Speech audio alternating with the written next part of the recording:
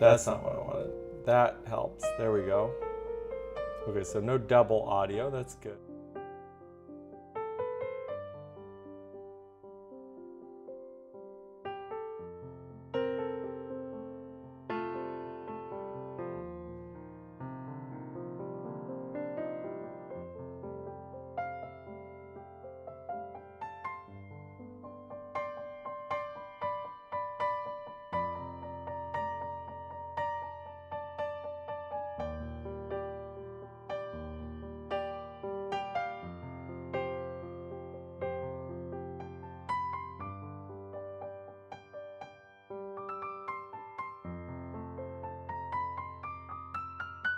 I muted it.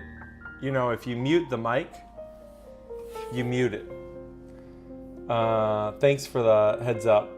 Tijuana Border Jumper, Chirag, Sounds Gone. We're back. Yes. No, I switched scenes. Okay, there we go. All right, I think I have it figured out. Let me make sure that this is the right mic too. Yep, it is. How's everybody doing? Yeah, I'm not always the best at OBS. I'm not gonna lie. OBS is a little bit of a wild animal, for sure. Is this a piano stream?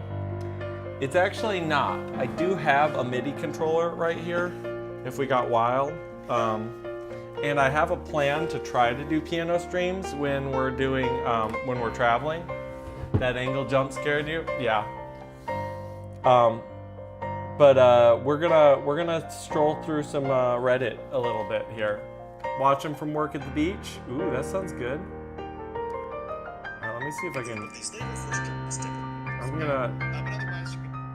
gonna go to my channel on here so I can. Let's see. This is my home. There we go. There's piano in the background and it's a stream. There he goes. You're right.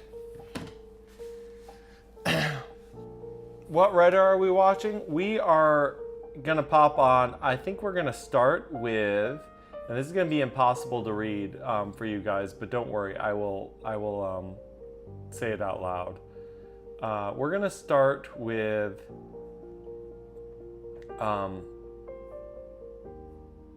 There are no stupid questions thread made 3 days ago. Hey Noor. All right, we're gonna go through this no stupid questions thread, but more than these Reddit questions, I'd be curious about what your stupid music or piano questions are. Hey, yes, Raw Meat Eater, it is Mark Zuckerberg. You're totally right. Totally right. Here, I will throw my, somebody else is gonna have to put the Discord link in because I'm streaming and so Discord freaks out when I'm streaming. So if someone else throws the Discord link in, I will put it so people can join up on our Discord. Anyway, we're touring, we're doing the toury thing, and so this was one of my ideas on how to branch out and try some different stuff. Hey Katie, how's it going? We are going to read through some no stupid questions on the piano subreddit. And I got some other things that we can pull up. You resemble Richard Marx? Ah, all right. There you go. It could be Mark Zuckerberg. Go ahead and like the stream if you haven't. It does really, really help. I'm just gonna close a couple tabs because I've got way too many tabs open, which is a normal thing for me. What's the background music? It's all improvs I've done in the past. It's actually all improvs that you can find on my Substack here. Just for you guys. And by just for you guys, I mean right now. Hey, come on in, Simon Ghost Riley. Hello, Ong Fan. Singfo, hi. I might as well plug my Substack. So if you go to my Substack, which is free to join, all of these improvs are on there.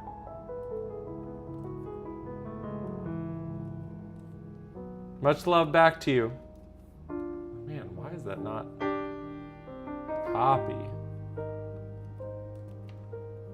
Paste. I don't know why I'm struggling there.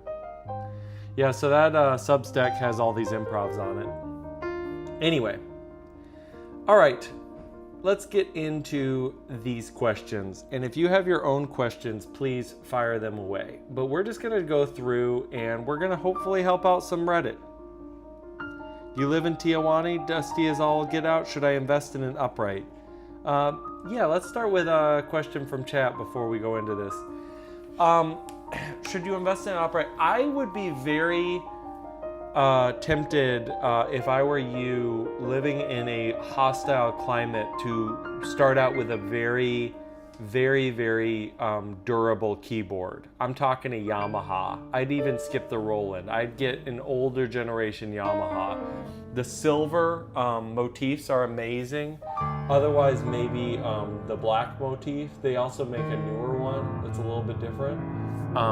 But yes, I would definitely steer that direction. And any acoustic piano, it's true, but any acoustic piano, if you have very intense climate changes, if your weather goes up and down, if you have anything climate-wise, it's going to be a little crazy. Papa John's or Pizza Hut, Papa John's is always a vibe. I'm not gonna lie, it's always a vibe. Okay, recommended practice pieces for all techniques in La Campanella. Is Liszt's technical studies enough? One right-hand melody with many big intervals, at least one octave at the beginning, and left and right hand doing this in opposite directions simultaneously. 2, melody composed of different harmonic intervals. 3, finger 1, 2 playing the same note, then third is an octave, done in one triplet. 4, melody while maintaining tremolo with one right hand. 5, chromatic and fast octaves. I guess this one can be covered by Hannon. 6, finger 4, 5 tremolo. Okay. This is what I would say about that. It is the correct answer. Yes, absolutely. Thanks for those type of tweaks, because of course I'm not on the other end, so I can't tell that off the top of my head. All right, this is what I would say. I really like this idea of exercise specificity. So when you talk to people who are exercise scientists, they talk about this idea that you should exercise in a way that, should we make a Reddit? We could. That'd be a good way of getting everyone, even if they don't have Discord, to be able to ask their questions. It's not a bad idea.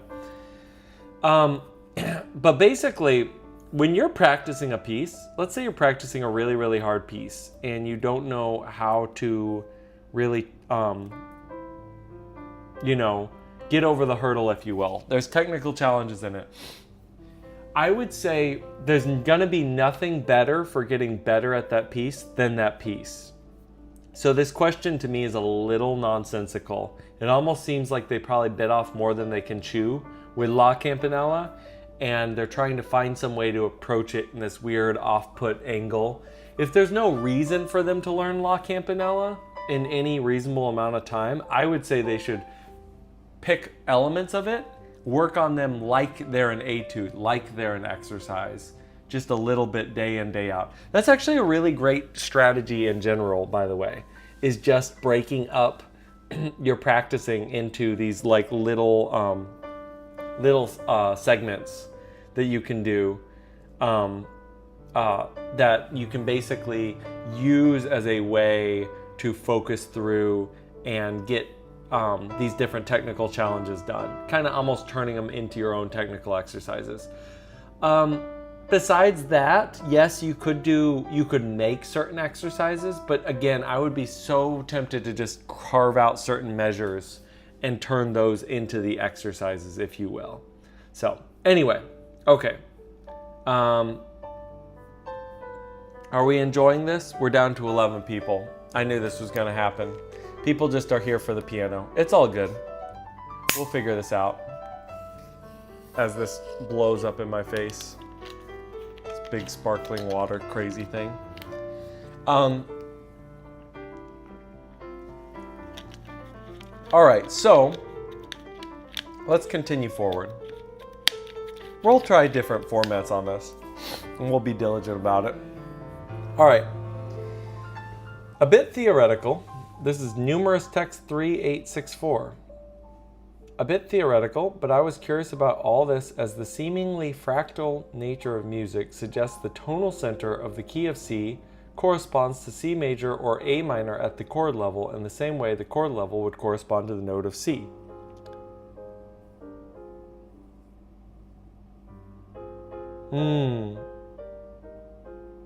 Okay, I want to answer some of your questions. Then we'll come back to this numerous text question. Something which is affecting me right now when trying tough pieces is demotivation after hitting skill level issues. That's not just affecting you, that affects everybody, Chirag. So this is what I would say about that particular concern is what you're going to want to think through is the why. You're going to want a little bit of the why, and then take your medicine with a little bit of honey and be patient with yourself. So let me try to break that down a little bit, but I'm also going to copy this because this is actually a great thing to maybe make a video out of. Demotivation from skill issues video. Okay, so let's break down those three things that I just mentioned. So the first that I mentioned was your why. I think everyone learning music needs to take a hard look at themselves and decide why are they doing the thing. Because I think we tend to wrap our identity up in stuff like playing an instrument, and then we start doing it for quote unquote the wrong reasons, right? And then we just sort of get confused and frustrated with ourselves when we probably should just be more patient and kind to ourselves. So like, for example, let's imagine that you think only serious musicians play classical music. And so you force yourself to learn a piece like La Campanella, and you're like, why is this so challenging? Why is this, so problematic for me? When in reality, what you probably should be doing is you probably should be going, okay, all right, let's actually take a step back and let's do something a lot easier, a lot more what I'm interested in. Maybe you love Billie Eilish, so maybe you should just practice Billie Eilish stuff. Like, I think that that's a really great way to kind of reframe what you're doing and really make sure that it's coming from a good place. So the why is really important. Then the second would be the pacing yourself. What I mean by that is there are certain skill issues that may take months to even years to really figure out. And so one of the things you can do, Chirag, is you can basically be like, okay, these 4 measures of this piece, I always have trouble with. So what I'm gonna do is every morning or every time I practice, I'm gonna work through those 4 measures for 10 minutes, and I'm gonna set it aside. And then I'm going to go, I'm not even gonna stress about it until like a month from now. It's a great way of doing it, and that where it comes with the patience, right? So understanding the why, pacing, and then patience. Hey, XX Sleeps. We're just doing a little bit of talking through things. I've got some Reddit pulled up that we're gonna go through as well, but I'm answering questions in chat as well.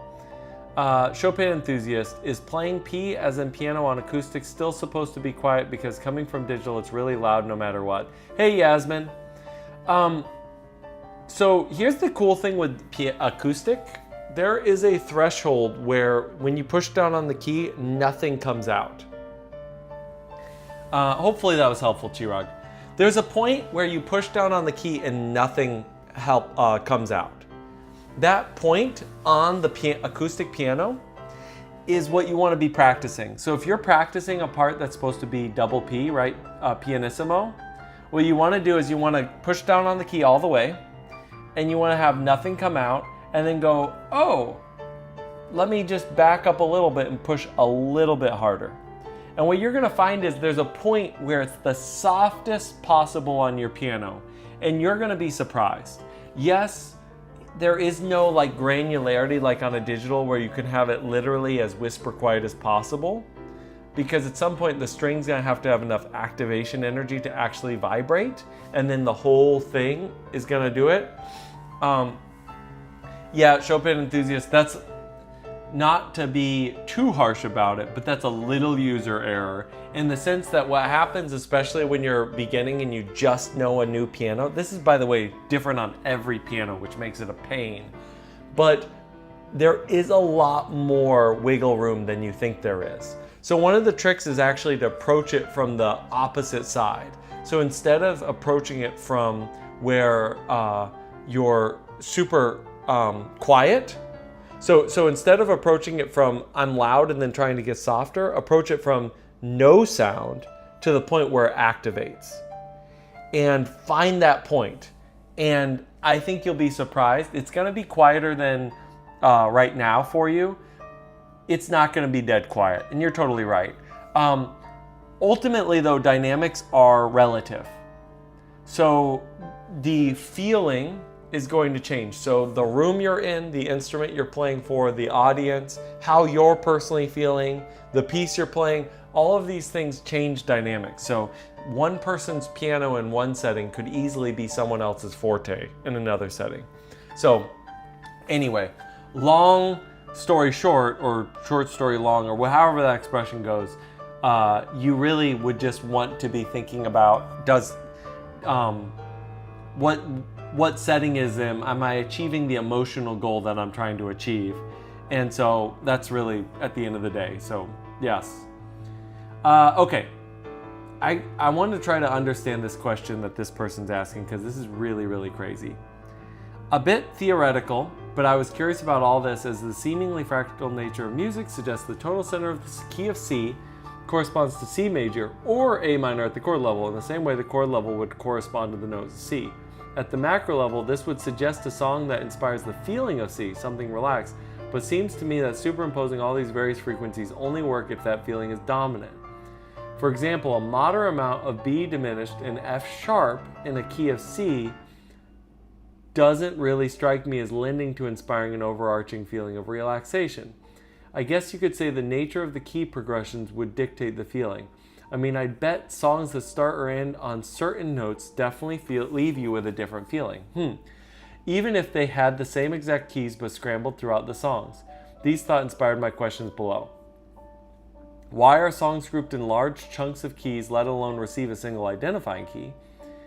Can't you argue that at most every single consecutive chord you string together in a song is itself a member of a different key? So the keys modulate levels of different individual chords. Okay. If it sounds good harmonically and you want a drastic change in the feeling throughout a song you're composing, can you just modulate as frequently as you want, assuming one keeps the circle of fifths and transition chords in mind? Interesting. I feel like there's going to be tension if I force a really quiet sound. Yes, that's exactly what you're trying to practice to avoid. So going back to that technique we were talking about, you're going to be trying to get that super soft going all the way down. If you can do that in a relaxed way, you can make a soft sound in a relaxed way. Another way to think about playing soft is the way a piano works is it is the speed in which the note goes down that translates to volume. So if you actually push down the key very, very slowly, it will actually make a softer sound. And if you push down it slowly enough, no sound comes out at all, right? So that's really what it comes down to. So what you're really going for is relaxed, slow push down. If you have any tension at all, your dynamics are going to be all over the place and you'll never be able to play very quiet. That's one of the reasons why I actually recommend a lot intermediate to advanced students to practice things quietly, like practice parts of pieces quietly, even if they're supposed to be loud. This person is way, way, way overthinking what keys are. So I think what they're really trying to get at is that mood and emotion and the sound don't necessarily correspond with the name of the key. So for example, if we had a song that was in the key of C major, we may have in that same piece, yes, I'll totally do that. Okay, Chopin enthusiast, yeah. So, and then I'll break down this question. No, you're totally fine, Chopin enthusiast. There's nothing quite wrong with the leaning the body in and letting the fingers fall slowly. But if you think about it, you're being slightly counterintuitive, because when you lean your body in, you're basically changing where your pivot point is for the rest of your fingers and everything. And so what I would actually recommend instead is really relaxing everything as much as possible and trying to play that key with as relaxed and small emotion as possible. Just things to try. Yeah, let me break down this question. You're not a noob, Chirag. This is a really, it took me a second to understand what they were asking. So, first of all, they're claiming things that don't actually really, are not actually correct. Are you ready to play the song from Bedrich Smetana Laska? I do like Smetana. I don't have my keyboard set up for the stream. We're just doing talking right now. Hey, Emerden. What's up? Oh, we're just chatting, hanging out. We're looking at this really confusing Reddit question right now. And so I was about to explain what the deal is with this question. So it is all about the joints, which is why I made that video recently. I'm obsessed with joints, with piano. I think teachers don't talk about joints enough. Okay, so when numerous text is talking through, I think what they're talking about, macro or micro, is they're saying that you have the scale level, the key level, right? So we're in the key of C, and then you have the more smaller level, which is the chords, right? And the chords sound very different than the key. And what they're kind of grappling with in their head is they've been told the key of C major sounds a certain way. And then they play the chords and they don't sound exactly the way that they're hoping for it to sound, right? I think that's really what they're going to a lot. You know, the tonal center of the key of C. So I'm going to actually break down 3 different things, which is key, tonal center, or tonicization, and chords. We're going to define these things because I think this is where a lot of the confusion is taking place. So the first is a key is really just a collection of notes. And that collection of notes can be used in a variety of ways. So it can be the organizing principle of what we're doing, but it also can literally just be notes, right? Just an organization of notes, just kind of arbitrarily, because it just makes things simple. Hey, Donna, trying something different a little bit. We're breaking down some theory stuff. We're cruising through this Reddit a little bit. We may need to go over and do some reviews for something a little more interactive. We'll see. So, okay, we've got our key. That's kind of our biggest level, and that's just grab bag of notes. That's basically what it says. And they get in later talking about, can't you just modulate whenever you want? The problem with that is, it doesn't matter what your thought process is of why you're modulating. To the listener, it's like you're just changing your mind all the time. Because ultimately, when you're in the key of C, how would you define a key in one sentence so someone who has no idea would understand? The very simplest, broadest definition is just a collection of notes that just go together, right? So C major is a collection of notes that go together. C, D, E, F, G, A, B.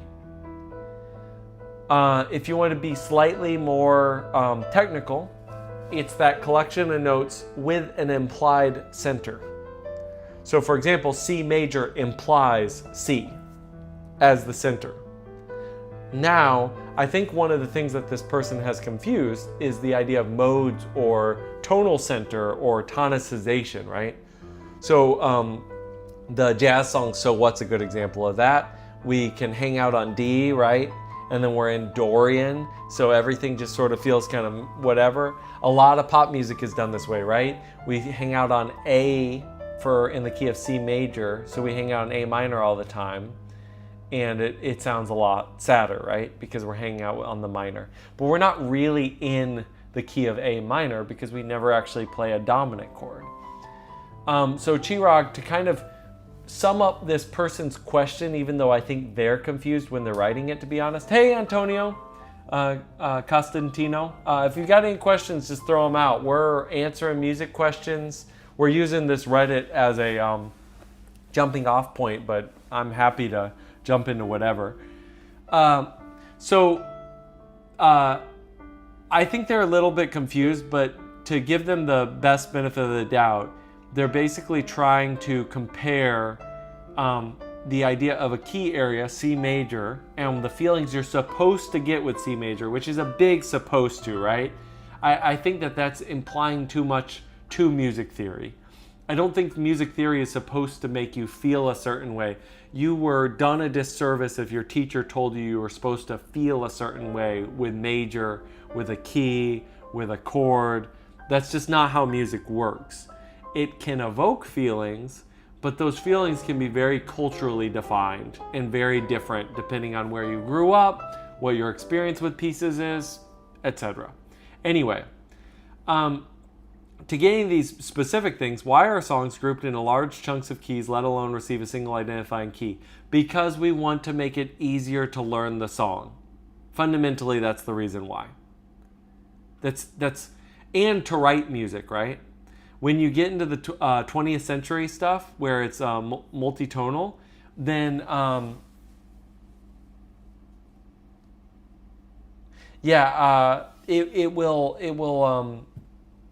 we need ways, we need things to think about that are going to help us understand what we're doing. Oh, why did you stop doing all my improvs here? I've got a lot more improvs. I just decided to not add them. There we go. There's more improvs.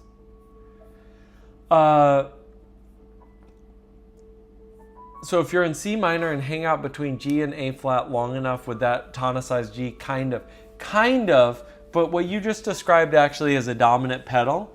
And so even with a wisp, a hint of C at the beginning, you would be tempted to want to go to C minor. So it would still feel like a dominant and would not necessarily actually be tonicized.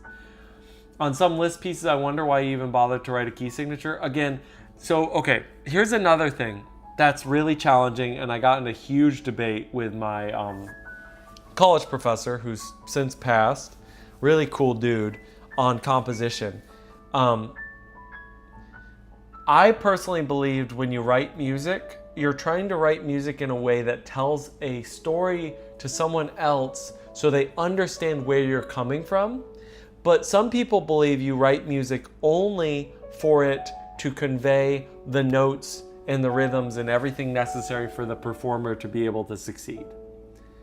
Two very different ideas, right? What you're just describing, Chopin enthusiast, is more that second camp. And yes, modern pieces actually stopped using key signatures at some point because of that. Now the thing with Liszt, and the thing with even a lot of modern pieces, even if they don't use a key signature, there's still a key implied. Because again, going back to my initial definition of a key, you have what a note is, what the key is, just being that collection of notes. What does the second one even mean? It's just utility. It's just utility. So on the one hand, you can have composers writing music in a way that they can convey what they meant, right? So like I write a key signature, I'm trying to tell you, hey, I felt like this should be in the key of A flat. Hey, Christopher, I write a time signature, it's 4/4. I think this should be in the key of the time signature of 4/4. A great example of that is the end of Rite of Spring. It's insane with a billion different time signatures. People have actually rewritten it in 4/4. Yeah, I mean, when you write something down as a piece of music, you're writing it down to hope someone else can read it. But again, my personal thought as a composer is I'm also trying to explain my thought process to a new person so that they can enjoy it. I want to ask you something. Do I play guitar? I do, but I have one little MIDI keyboard in the corner and we're just talking through things right now. Just trying out a different format. So far, YouTube is not happy about doing a different format, which I thought was going to happen, but it's all good. Good to talk through this stuff. I want to ask you something. If I want to play piano with my both hands easily, is that about training my both hands daily or just long time playing same song with both hands? Sorry for your English. Oh, don't sweat the English. I think I understand what you're saying. You need, honestly, the most straightforward way to get to where you want to be with both hands is to practice holistically what you're trying to do as opposed to trying to break it down. So the first answer I'd say is yes, which is annoying, but that's what I tend to do with any of these type of questions. Should I do this or that? Exactly. Late night nerd episode. Exactly. How long have I played piano? 28 years. So I sort of kind of know what I'm talking about. So Immerden, you could, for example, you could work on scales with both hands playing at the exact same time. That would be fantastic for you. You could work on pieces that you like, the same song, right? And work on both hands. That's also fantastic. But you could literally take a chord and just jam out on it and get that feeling down of having both hands going and the rhythm of that. And specifically what you're describing, I almost think that that may be the best way to go for you. So anyway, how what? I like these, very interesting. Good. Well, again, I mean, I'm definitely interested in trying this more than once because I do think this is good information. It's just about getting the format set up right and titling it right and giving YouTube a chance to actually recommend it to people who are interested, all that business. So, do you sometimes feel exhausted and some days you don't even want to touch your instrument? Love back to you, Immerden. Here, I'm gonna put this up here. I have the chat up on my computer, but it's way easier to just do the chat on my phone so I can keep looking at everything else. Anyway, yes, of course I feel that way. You need to be honest with your goals though. And I would say, D2V, I would say that if you really feel in your heart of hearts that you're a piano player or a musician in general, you need to overcome that inertia and just commit to it. You know, it's like people who work out and they're like, I literally saw this video earlier yesterday where a guy was just like, you don't say, oh, I don't feel like brushing my teeth. You don't say, oh, I don't feel like cooking tonight. I don't feel like cleaning my room, or I don't feel like taking care of my kids, because you know those are responsibilities. So if you've committed to yourself that you want to be good at an instrument, then you need to follow through on that. Now, does that mean never take a break? No, but you can be honest with yourself. Let's say you've been practicing 6 days in a row very diligently and you're just toast. You don't even want to think about it. Then yeah, take a little break. But if on the other hand, it's day 2 and you're like, kind of like Chirag was saying at the very beginning, like, there's some difficulty things that I just don't want to deal with, then you're just cheating yourself, and you don't want to do that. Let me finish this thing. We answered the first thing. Why are songs grouped into large chunks of keys, let alone a single identifying key? That is 100% out of convenience. Can't you argue that most every single consecutive chord string together in a song is itself a member of a different key? 100% you can. You can argue anything you want. I think people don't understand that music theory is a way of trying to organize music. So it's kind of like imagining organizing every mammal as its own separate class of things, right? So it's all a classification system. So we create these hierarching categories not because they're perfect, but because they can simplify and make things a little bit easier. You've been trying to play the same song over and over for weeks. That can get really frustrating. I would say D2V, there's nothing wrong with switching things up a little bit and maybe practicing something else a little bit as well. That can really help with motivation. If it sounds good harmonically and you want a drastic change in the feelings throughout a song you're composing, can you just modulate as frequently as you want? The short answer is yes. The slightly longer answer is it's gonna start sounding like crap quickly. And the reason why is we like having a home base. We like this feeling of solidification, this feeling like we're home somewhere. That's the whole idea. That's why we use music theory the way we do, why we write music the way we do. That's why pop music is all the same 4 chords, because it works. It feels right to us. What they're describing there is something that, probably the person that you may be the most familiar with that's great at that is Danny Elfman. In The Corpse Bride, in Nightmare on Elm Street.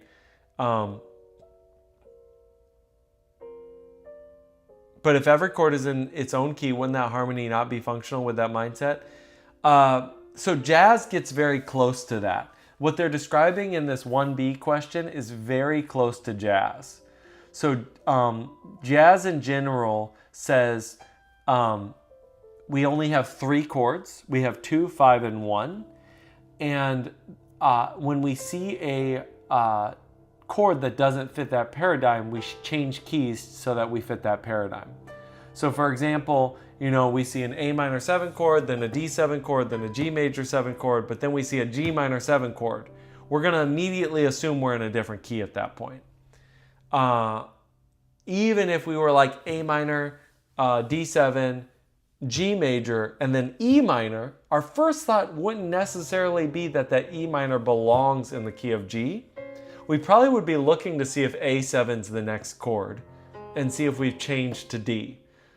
But yes, I do agree in general with what you're saying. I think this is a very maybe interesting in theory way to think about music, but man, you're complicating music way more than you need to. All right, we're gonna keep on rolling.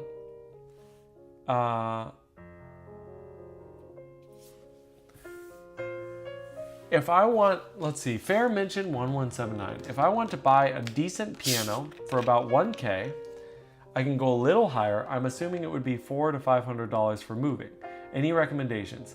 I've been looking for a new used piano for a while and I'm exhausted. Should I be aiming for name brands like Kawai or Yamaha? Are there decent brands that are less pricey? I'd like to stay in decent shape for another 30-ish years. It seems difficult to find a decent parlor piano. This is what someone told me I wanted. Spinet would be a better name for it rather than a console, because consoles are louder and bigger. I live in a small duplex. Any info is appreciated. We're not serious piano players, but I've always had one. I like to occasionally play. Our current piano is no longer nice to listen to. Wow. That is a tall order. A tall order.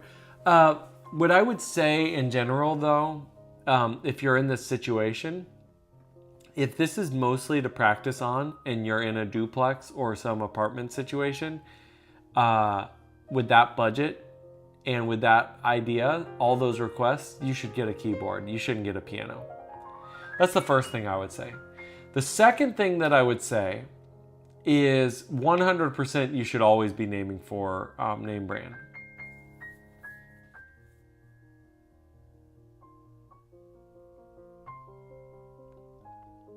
Why is jazz notation with the Roman numerals a thing then? Why wouldn't they just write it as 2-5-1 in a different key? Kind of how you noted functional harmony in classical. I mean, jazz people do different things. Again, some jazz guys will do, and when I say it's all 2-5-1, I'm exaggerating, of course. I'm definitely exaggerating, of course. I would say, but that's the general. If you wanted to very quickly explain the difference between classical harmony and jazz harmony, classical harmony has 7 chords, and you try to stay in one key. Jazz harmony has 3 chords, and you can change keys however much you want. So for example, let's imagine we were playing a piece of music, and it was C major, E7, A minor, G minor, C7, F major, G, C major. Let me just go through those real quick as a classical harmony. It'd be C major would be 1.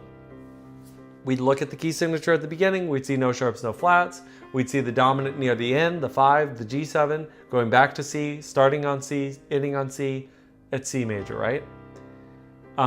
Then we'd go, okay, E7, that's 5 of 3, right?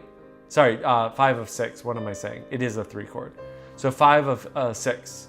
So that E7 goes to A minor. Then the G minor would throw us for a loop. We'd go, what's going on there? But then we'd see the C7 and we would go, oh, okay. So it's actually 2 of 4 and then 5 of 4. And we'd do crazy Roman numerals. And then we'd have 5 and then back to 1. In jazz, we would say 1 chord in C major. Put a little C up at the top, 1. Then we'd go to the next chord and we'd say 5, but we'd put a little a little A for A minor, right? So we're in C major, then we're immediately in A minor. Then we're in A minor for 2 chords, the E7 and the A minor. Then when we go to G minor 7 to C7 to F major 7, we'd put all 3 of those chords under another little part where we put F and we'd say 2, 5, 1. And then we'd go from there. I just got my friend changed my name, so just call me Skit Happens. Oh yeah, no, you're totally fine. Skit Happens. Hilariously enough, one of my mods, Bonsai, changed his name to Karen and couldn't get it changed for like a week. So it's all good. We are answering questions and just talking through different things, kind of using Reddit a little bit to start conversations. What is the best way to get better on piano? It depends on what you're wanting to get out of it, but I'm gonna just give you a foolproof plan. Your foolproof plan for getting better at piano is to do 3 things. The first is, so in classical, would every chord that isn't in key be considered a modulation?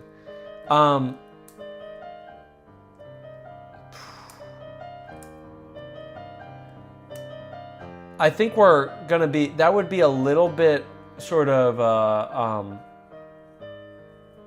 that'd be a little bit, I don't know, like semantics, just like deciding what it is. I would say definitionally, yes, but no, not really, because here's the thing. I would say the word modulation is more implying that we're going to another key. So in many ways, it would be the opposite. In jazz, almost every time we have a note that's not in the original key, we would consider a modulation because we're going to a different key. But in classical, you almost have to really be aggressive to decide. Like in general, if classical is written well, you almost never say something's in a different key unless there's a key signature change. And then you go, okay, yeah, the composer's telling me they're definitely in a different key now. And you can have things, I know some people, their rule of thumb is anything longer than 8 measures. I've heard people say anything longer than like 12 or 16 measures in one key. So classical's funny. I mean, they really want to stay in one key for that stuff. Okay. Allie, I want to give you this really quick rundown. Do this if you want to get really, really better at piano the best way. Here's what I would say, in my opinion, the best way to get better. Every day, and this should be every day,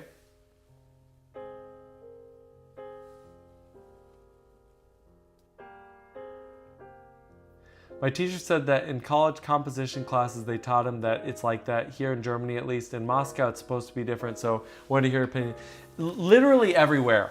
Everywhere is going to be slightly different with how they understand, because this stuff's not really set in stone. Like, people act like this is all very, very set in stone with it. But anyway, back to Allie. You want to pick one thing that you want to technically get better at. You want to have one semi-long-term piece that you're working on.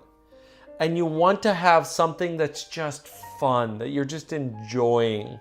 And hopefully is building some soft music skill. Ear, theory, chord knowledge, something like that. So if I was going to give you kind of a real quick version of that, it would be scales for the technical thing. Practice them with a metronome. Practice them hands together, etc. The second would be a classical piece. And that classical piece should be kind of at the edge of your ability right now. And then the third would be some form of pop or jazz or just something you find fun. I would say if you're hitting that every day, you could even turn that into a 15-minute a day thing, right? 5 minutes on the technical thing, 5 minutes on the classical piece, 5 minutes on the jazz or the pop. In my opinion, that to me is the foolproof system. I think too many people try to either make it way too specific or they try to prioritize one thing over another thing.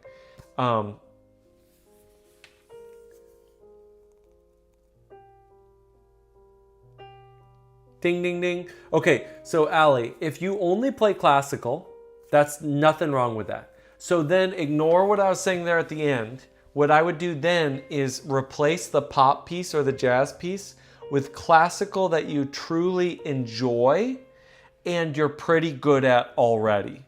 So like for me, if I was in your shoes, at my skill level, I would be working on like Hungarian Rhapsody No. 2. That would be my middle piece to really meatily get into something.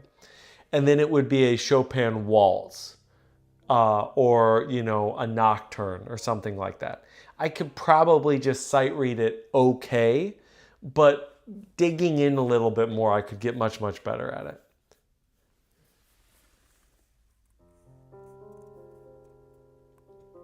Yeah, Chirag, it's a little bit of an art picking music that is actually good for what your situation is, for sure. If you see theory as a rule, you'll end up as an annoying music critic and not a great composer. Quote me. I completely agree with that Chopin enthusiast. You have just 1 year experience? Okay, so Ollie, this is what I would do then with just 1 year experience. You could even break it down into two things because you like classical to begin with. Have either a method book or an anthology that's built around your skill level. Technique, piece, technique, piece, technique, piece, and just burn through it. Get the reps in, okay? That's what I would definitely say. I want to finish this Reddit comment and then we'll move on and then I'll keep answering these questions. Here's the deal about pianos, and then maybe we'll go over to general piano right after this, because you guys are asking great questions. So it's like questions on top of questions. We'll mix it up a little bit more.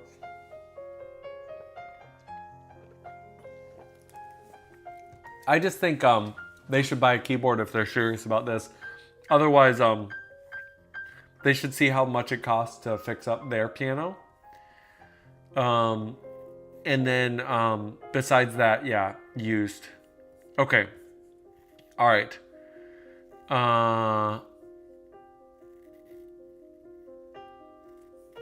Is there a universal best way to learn piano, or should you learn individually? Yeah, no problem, Ollie. Always trying to help. You gotta go? All right, I'll see you at DTV. There is no universal best way to learn piano, but I will say that there is definitely certain things that you should really try to do. The big one for me is intentionality. I think having a lot of intentionality is super, super important. If you don't know what you're trying to accomplish, then you're going to not make very much progress. I will say as well, having a teacher, it's just hard to beat having a teacher.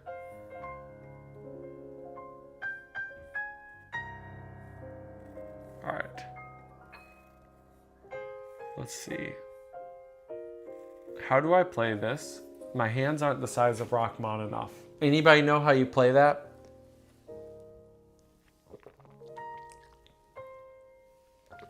I'm sure this guy was getting clowned on. Unfortunately, people on the internet are mean. Do do do do do do do. Should I do the waiting music?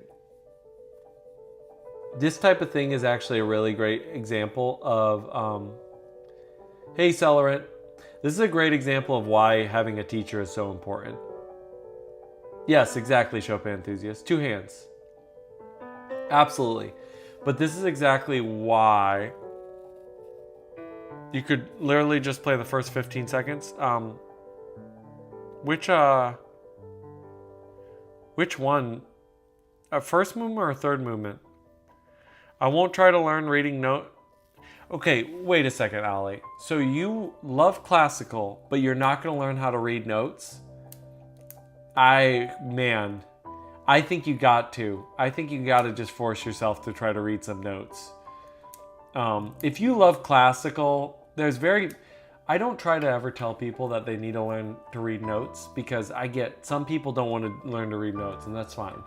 But if you love classical, you should learn how to read notes. Hi, Ahmed. This is a great example of why having a teacher is so important. You can get with the hold the chord with pedal. Yes.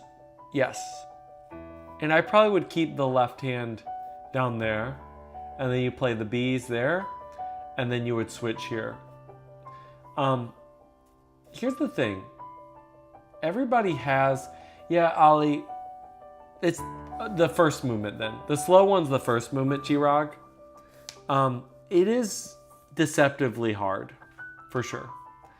One last thing about this is our brains play a lot of tricks on us, and so I do think we could be a little bit kinder with our brains by doing that. So anyway, let's see. We're just blasting through this. Why is reading notes so important?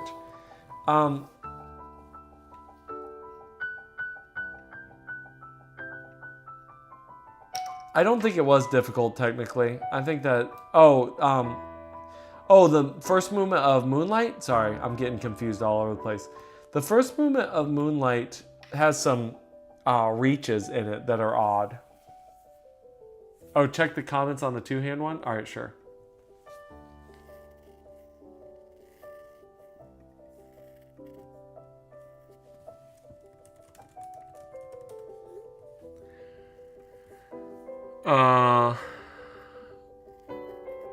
Yes, but you have 2 of them and a pedal. Wow, getting ratioed. 1,200 upvotes. Hey, Irish animator. No reading gives you so much. Ding, ding, ding. Celerant. Celerant definitely is correct there. Allie. The other thing, specifically with classical, like, you're getting it straight from the source. Like, imagine that you loved, I don't know, mythology, but you were like, this is a weird analogy. You love Greek mythology, but you are only consuming Greek mythology through Marvel. That's kind of what it's like. It's a little bit like that. It's a huge translation layer, getting it only from YouTube videos. So am I saying that it's wrong to learn from YouTube videos? No, Allie. If you're enjoying that, if you're doing that, keep on doing it. But I do think you are missing out on a lot. Hey, Zayla, we're doing good. We're cruising some Reddit. We're talking through things.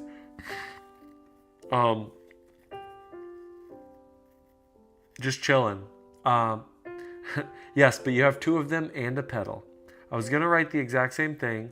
The bass and treble stuff. Okay, this is why I said having a teacher is important, because this right here, a lot of people miss with piano and the grand staff. The bass and treble staves are for covering all pitches. Although the treble stave often corresponds to the right hand, the bass to the left, that's not a rule. And expecting music to be written that way can lead you astray. Always look at which hand can take which note best, regardless of where it's written. YDP 105. Is that a good choice? Hold on. YDP 105.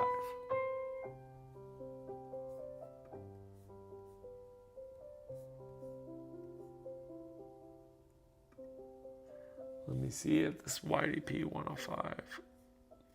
Oh, it's this guy. Okay. How much is the YDP 105? 1,400. If all you're doing, if all you do is love classical, I think that's an okay way to go. I generally do not like people buying keyboards like this, because this is a keyboard. You can listen in on your stream while you do homework. Cool. Yeah, there you go. Is there better options? There's different options. So the cool thing about this is it's gonna look and feel like a piano, the way it is. But if you compare this to even Yamaha,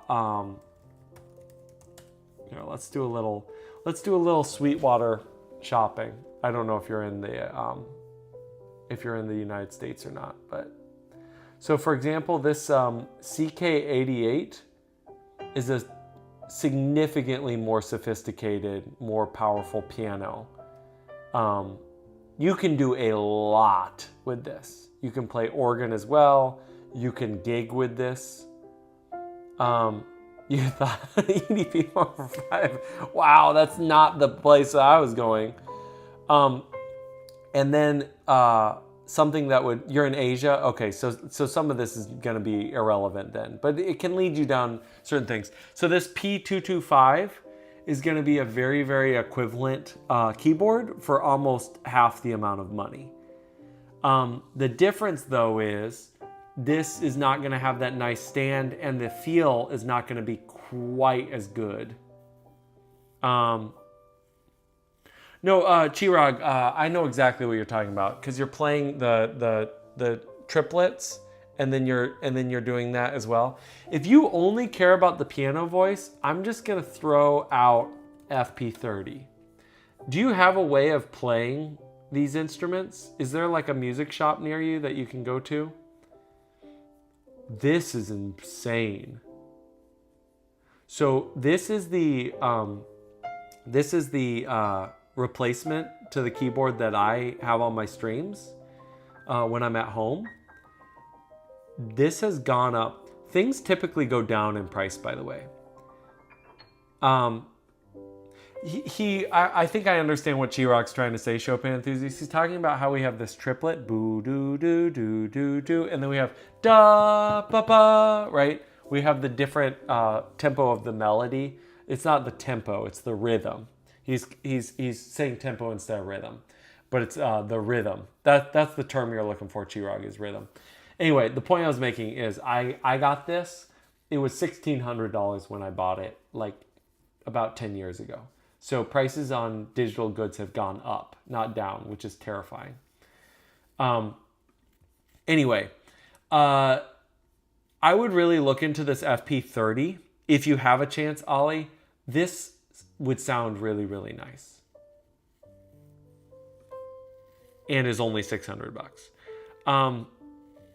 Now, going back to your original question, it's the thing you want to get is great, and since you told me already you love classical and that's what you want to do, then honestly I would say that that's where you go. Yes, Elorant, that perfect move. Starting with something cheap is really good too. Like, starting with something cheap is not bad. What electric guitar should I get if I'm on a budget? Do you got access to a music store near you? Because you should just play those suckers. The main thing you want to look for is something that stays in tune. Honestly, what I did, again, for electric guitar, we're just going to use, what I did, because I just need something, I didn't need something crazy, is you can get these Chinese ones. So Jackson,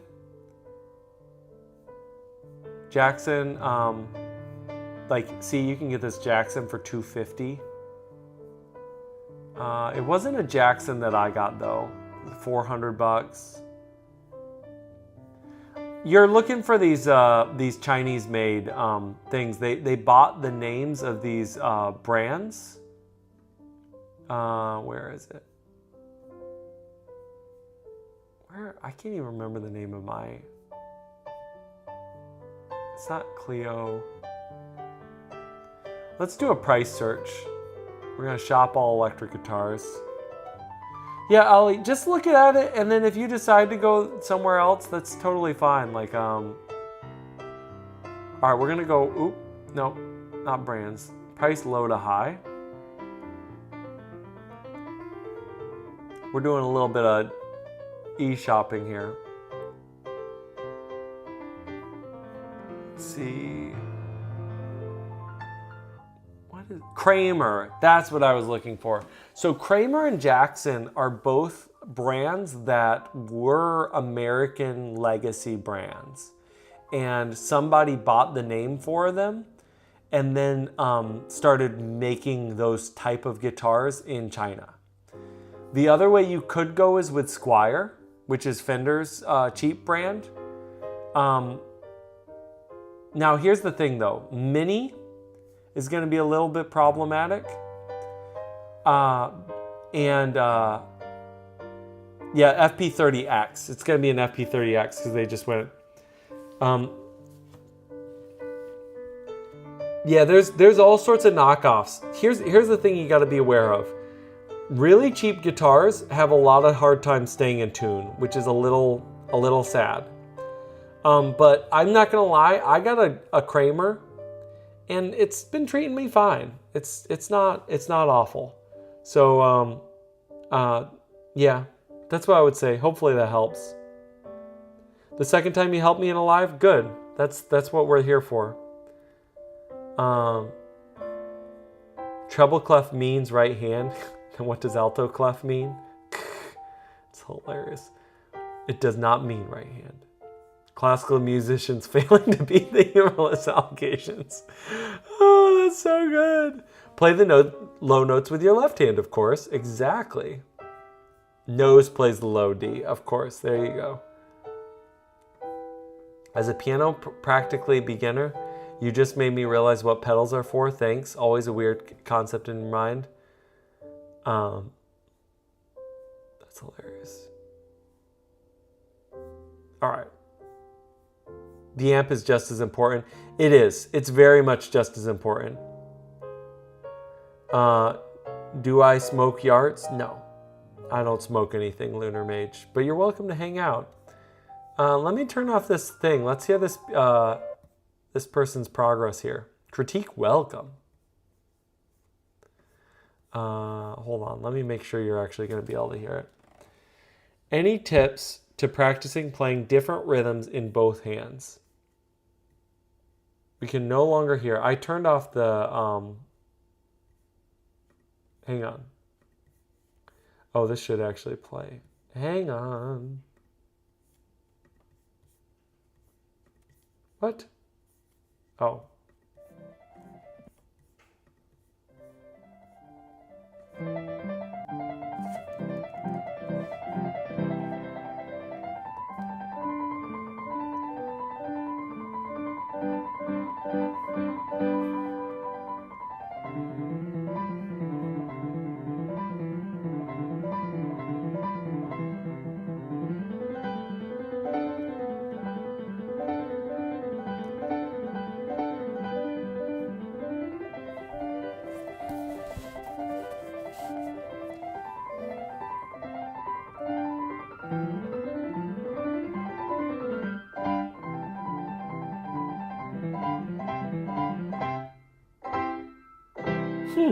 Wow.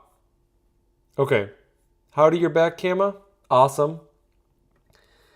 Can you guys hear what I'm saying right now? It looks like I should be doing things. They should play the low D with their tongue. That was, yeah. So my first thoughts is, I'll answer your question in just a second, Donna and Chirag, but let's talk through this guy for a second. My first thoughts is that's really not bad.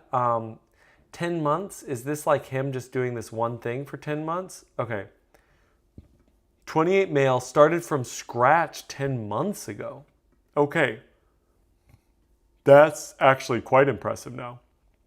My current goal is to develop my fingers because they are incredibly lazy. I think this is the fastest tempo that I can maintain, at which I still can maintain clarity and articulations. I noticed in the recording that it's much slower than it seemed when I played it myself. Would love to hear how this looked. Yes, it is insanely good for 10 months. I will definitely say that it's insanely good for 10 months. What I would say, there's two things. One thing is this person is heavily motivated and they're 28 years old, so that's totally fine if they want to do that.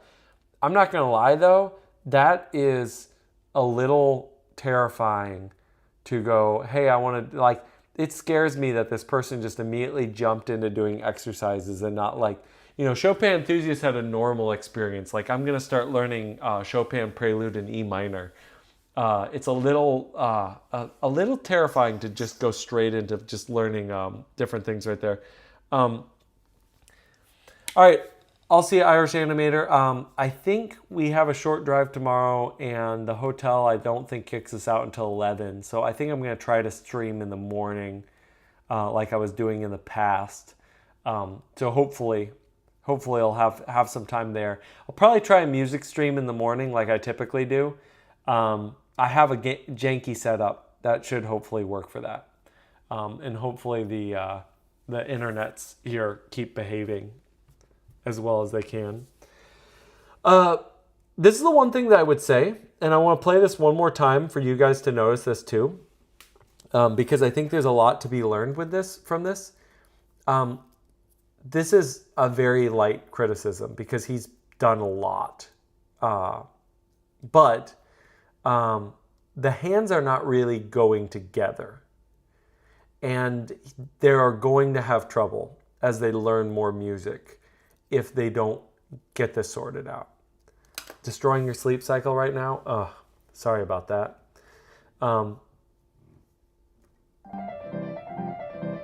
So you can even hear it in those chords right there. The hands aren't really actually going together.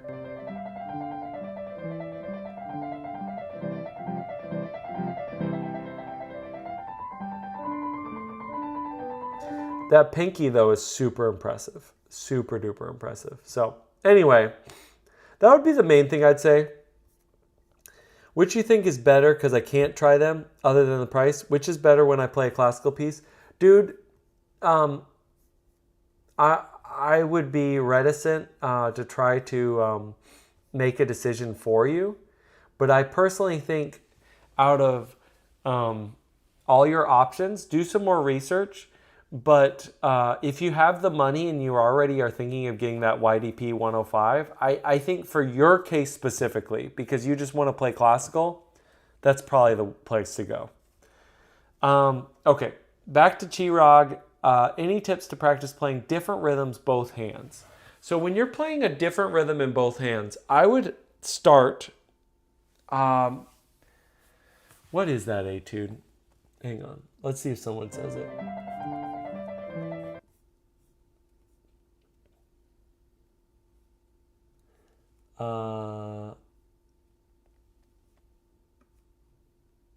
Yep, I see progress, but so slow. It was 599. This is crazy. The fact that, yeah, I could see that. The right hand pinky a little bit. I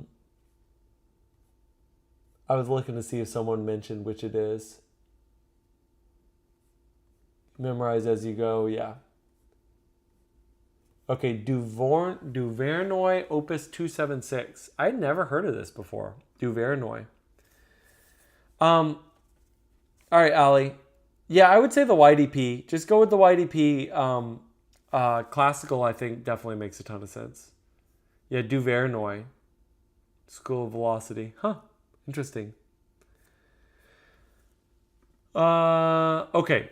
Chirag. Different rhythms in your hands. Find out where they line up and count out loud. That is the secret. That is the secret sauce, 100%. Count out loud, for sure. Okay. You just thought this notation looked funny. So obviously this is... What was Czerny 740? Let's look it up. Oh, that's Opus Art of Finger Dexterity. So it's the whole thing. The waiting for the IMSLP.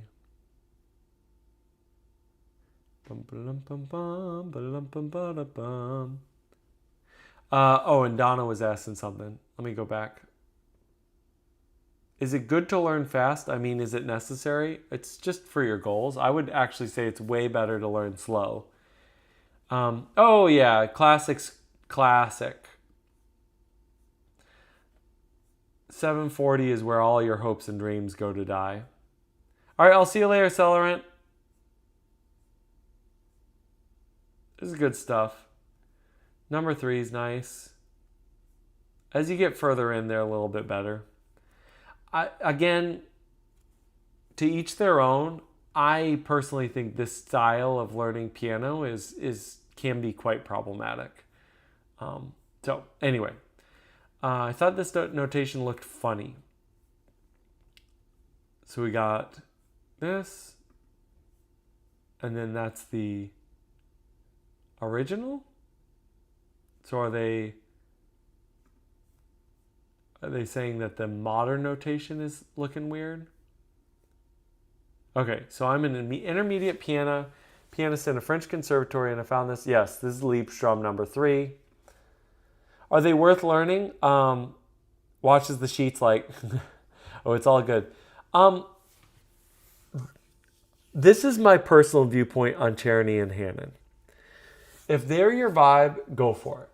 But I personally think Brahms exercises, Rachmaninoff etudes, certain other types of pieces, Bach inventions, fulfill exactly what they're trying to accomplish in a way that's so much more fulfilling, and you can actually schedule on a recital, and people won't go, what in the world, why are you playing Czerny at a recital? Now, the rebuff to all of that is Czerny was Liszt's piano teacher. So, yeah. That's the rebuff to all that. I'm an intermediate pianist in a French conservatory. I found this. It's an edition that comes with the piano I recently bought. The piece is Liebstrom number 3. I'm learning it right now. The sheet music is complete and accurate. At least all the notes are there.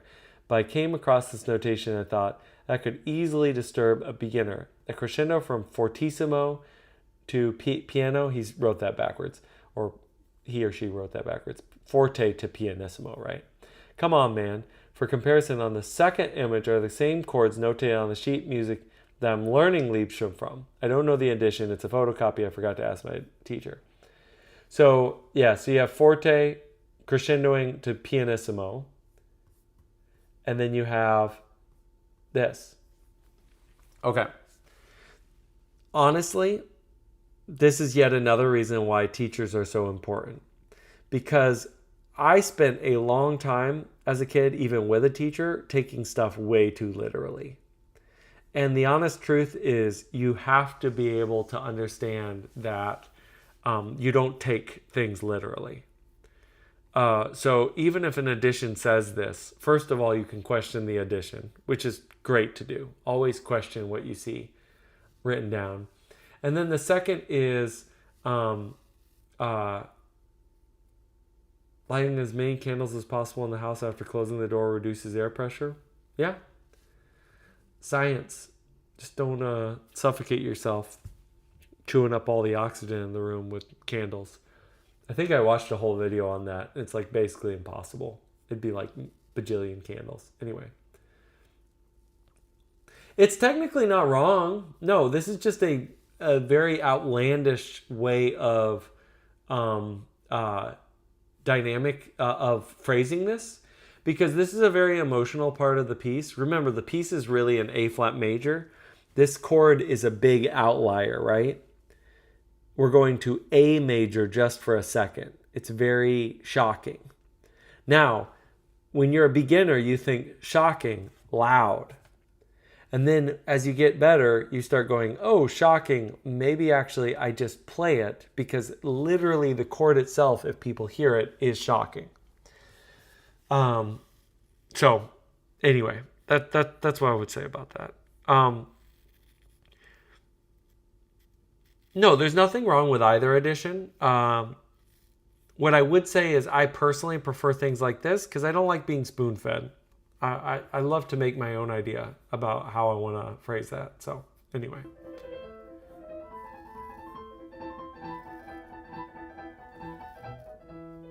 Hey, hoy. 3 eyes. We're just cruising through Piano Reddit a little bit.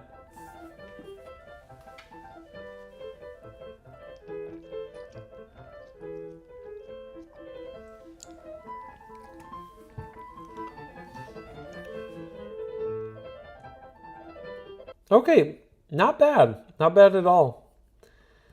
I'm pretty proud of this recording. There are mistakes, yes, but I got this on the second try. One of the hardest struggles for me is always to keep going even when I make mistakes, and for once I think I was able to do this in the recording. The song itself also has personal meaning. I was self-taught piano, and even when I first started taking lessons, my teacher let me play non-classical, so I wasn't able to motivate myself otherwise. But a year, very cool.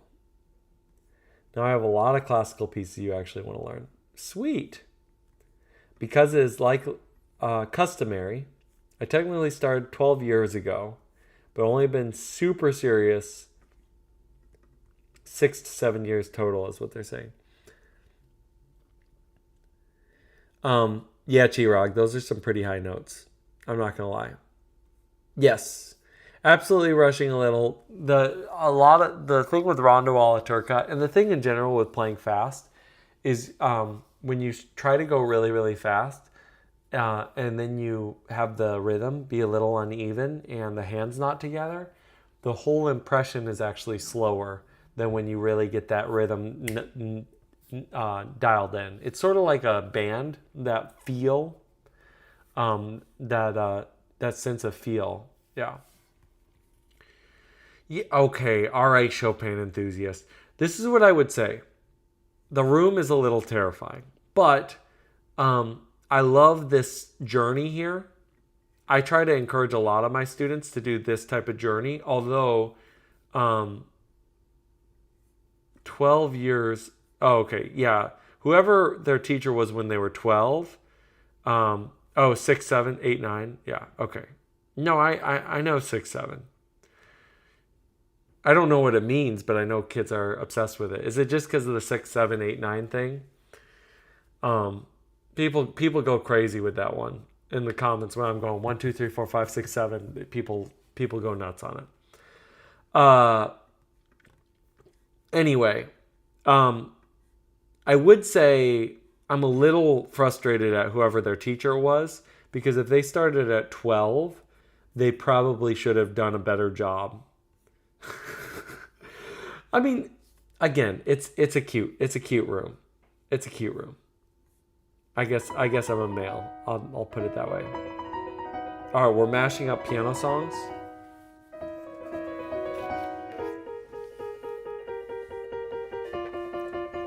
Okay. You can call me out on my next live stream if I mash up songs like this. I'm giving you full permission to call me out. There's no transition. There's no mashup. They just played one song and then played another.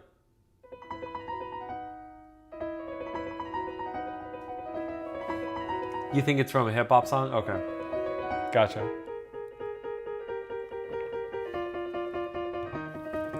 Add in a bridge, like a key change or something. That was a better transition, but still.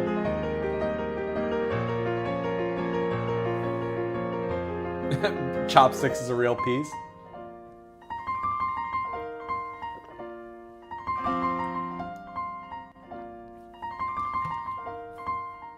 This poor guy, as well, is really like nervous or something going on here.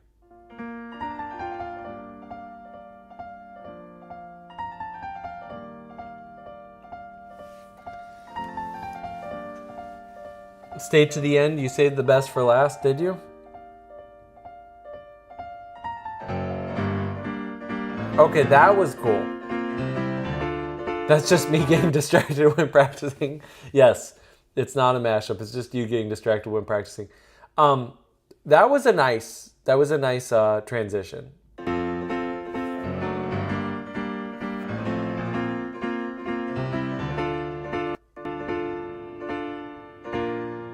Okay, yet another. Very good transition.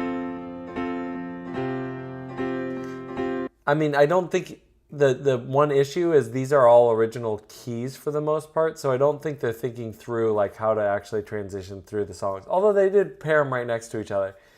I'd be curious if they have sheet music or a list of the songs in front of them. Anyway, let's look at some comments. I don't want to... Would you be willing to put together sheet music for this? I would pay. I'm on it. Crazy. This is so amazing. I'm a beginner. We need to get on the piano Reddit, apparently.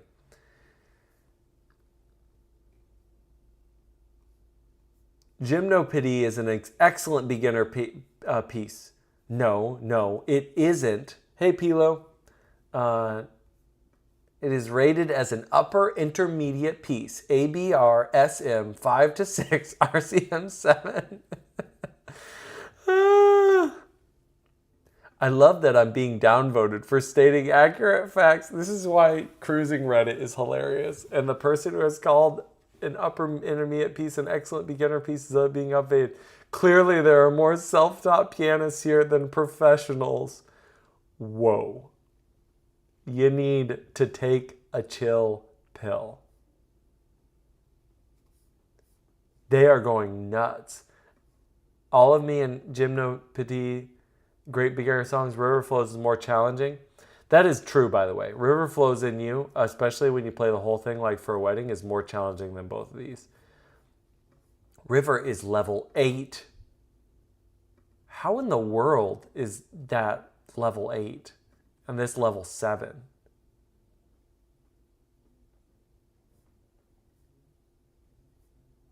That is terrifying. This is, if you wonder why I have such a bad attitude and why I like to try to make the videos I do making fun of classical people and jazz people, it's because of people like that. Like, there is just so much intensity around getting things. Well, but it's not Reddit. That is literally a lot of classical musicians and a lot of jazz musicians. They have that intensity about them. All right, I want to hear this Liebstrom. They're saying critique is welcome, so we're going to critique.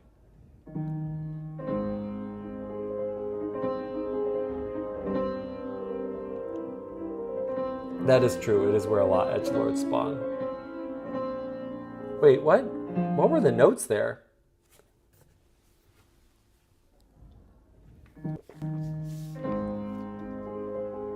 And 84 minutes are gone. Exactly, a Porv. Okay, he needs to review the notes.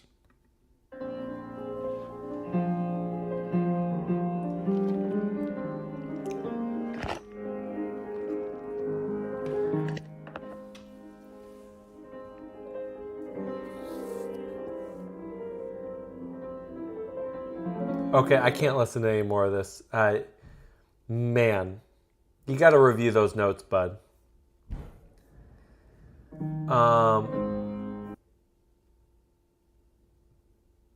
The melody is good that you're doing it. Yeah, I agree with this comment that they're doing, but he needs to turn the volume down on everything a lot. Just needs to grab that volume, the volume knob on the piano and turn it down. Let's fuel up. All right, we don't need a commercial. Resuming partita number 2. Yeah, let's criticize the piano tuning. Exactly.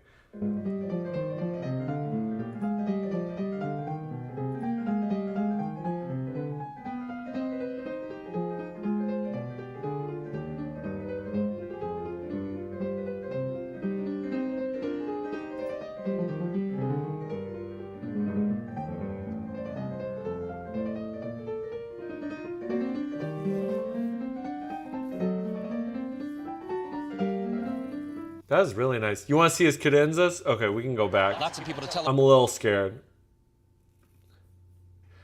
First of all, there's no way he's got both cadenzas in here because it's only 2 minutes.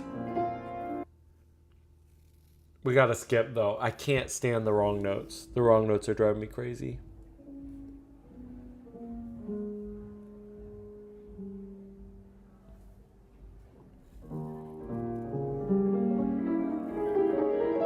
Hey, Datton Baron.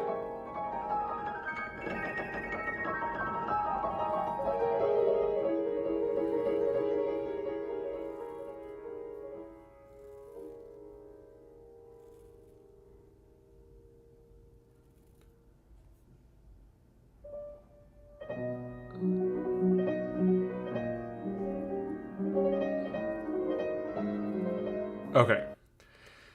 Yeah. With that piano, so it wasn't ideal. Yeah, I mean, doing stuff, it's hard when you're on a different instrument than you normally play. That is definitely true.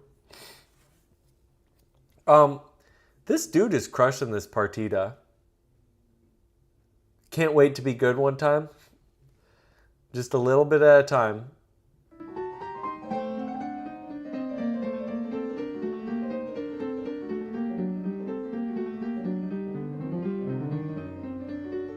This guy has really great Baroque stuff. How do you get all those notes right but miss the melody ones in the beginning?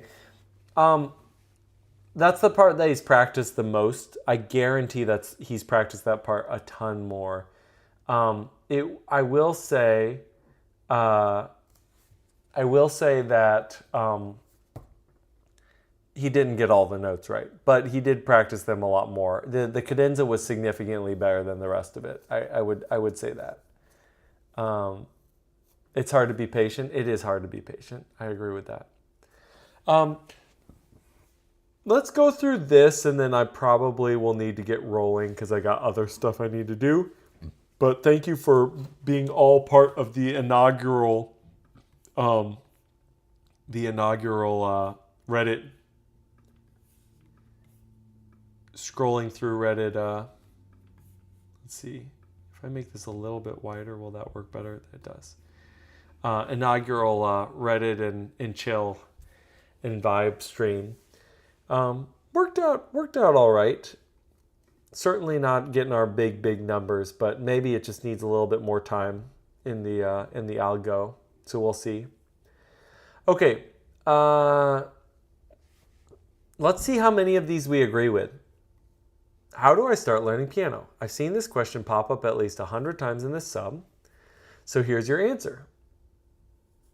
Don't teach yourself. Get a teacher instead. No, I'm serious. Get a teacher.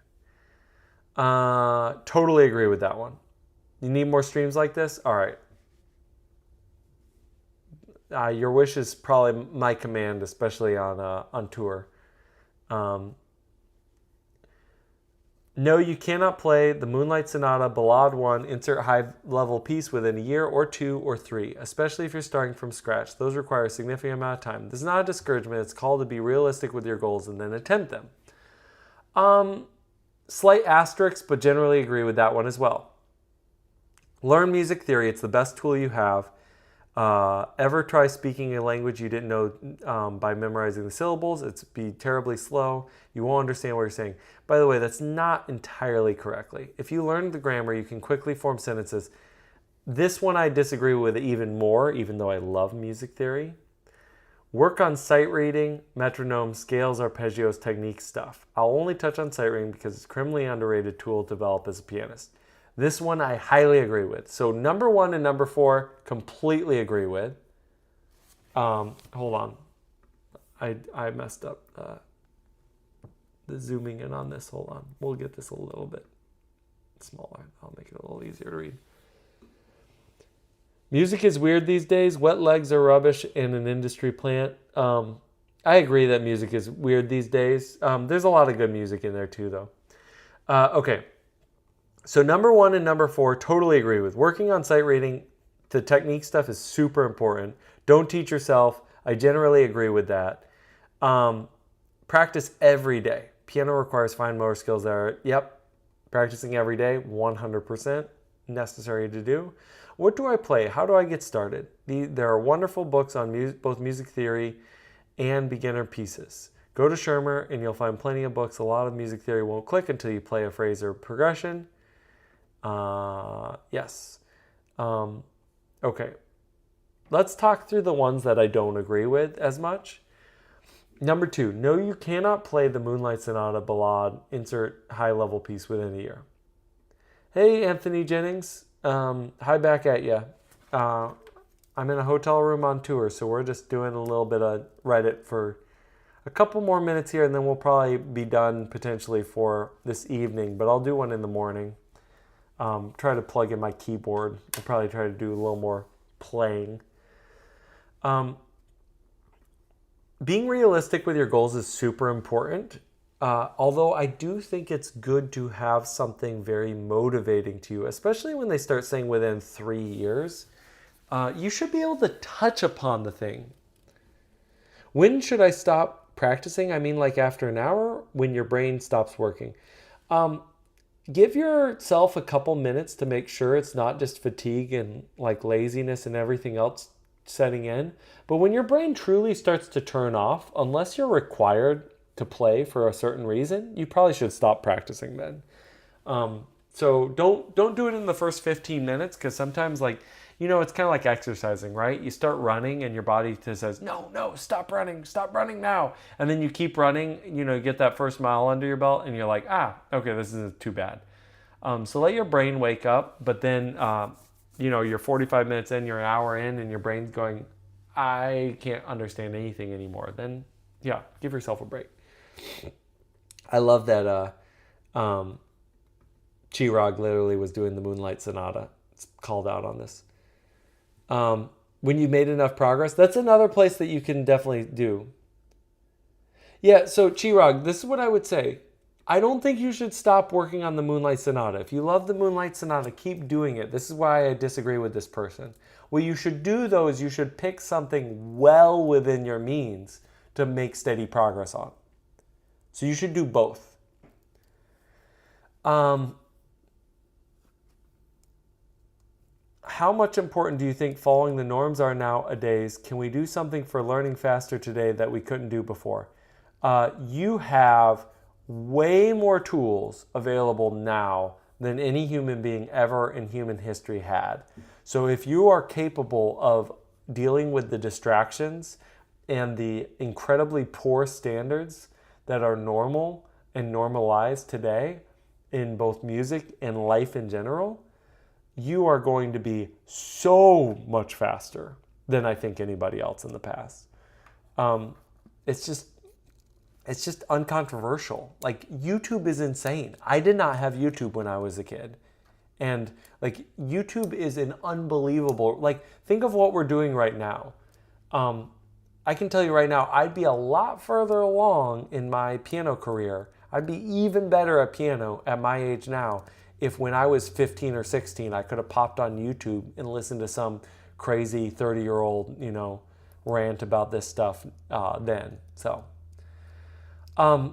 learn music theory. It's the best tool you'll have. This is where I disagree. And they even bring up exactly why this is a poor point. Music theory is the grammar of Western classical music. Anybody try to learn a foreign language by learning the grammar first, like all of the classes tell you to? It is the worst way to learn a foreign language. What you should do is you should speak that language, and you should interact with other people who can speak that language well. And then develop some pretty terrible grammar, and then someone come along and fix it after you are fluent. That is actually how you get good at another language. And it is absolutely how you get good at music theory. YouTube is full with lots of bad advice, though, especially when it comes to piano. Very, very true Chopin enthusiast. So there is a little bit of a, do good or professional piano players know much about the psychology of learning? It's a mixed bag, but honestly, a lot, you're getting a disservice from college level teachers if you don't know about the psychology of learning. And so a lot of high-end pianists and piano teachers will teach you about the psychology of learning, because yes, it does make a difference. Anyway, getting back to music theory, 100% it's going to learn. I just, everything about that statement, I'm trying to think of a good way of putting this, what they're trying to go for, because I love music theory, and I think music theory is super important, but it would not even make my top 5 things to teach somebody when they're beginning. Like, I would not actually even have it on my list. I think another way that I would maybe put that is learn it correctly second.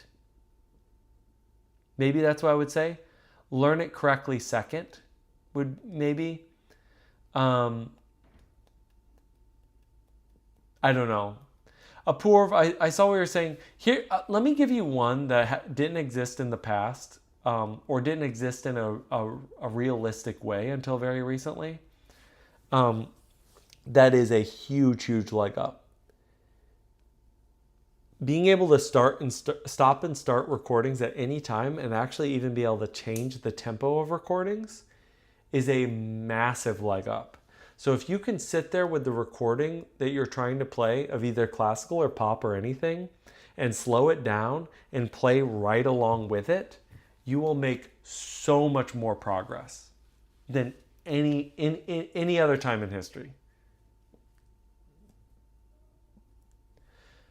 Yes, Chopin enthusiast. So this is where I love to use theory.